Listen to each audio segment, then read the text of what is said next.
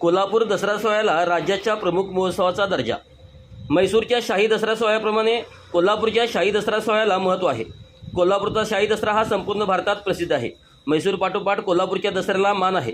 संस्थान काळात या शाही दसरा अतिशय उत्साही वातावरणात साजरा व्हायचा. त्याचा राजेशाही थाट कमी झाला असला तरी परंपरा जपणारा तो उत्साह आजही कायम आहे. फार पूर्वी सोने लुटण्याचा सोहळा टेंबलाईवाडी येथील मोकळ्या माळ्यावर होत असत, पण नंतर दसरा चौकात करण्यात येऊ लागला. जुना राजवाडा ते दसरा चौक दरम्यान निघणारा छबिना, त्यातील लवाजमा आणि करवीरकरांची मोठी गर्दी हे या शाही दसऱ्याचे एक खास वैशिष्ट्य.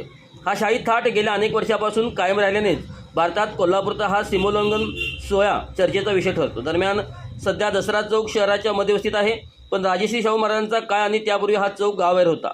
बिंदू चौकापासून पुढे फारशी वस्ती नव्हती.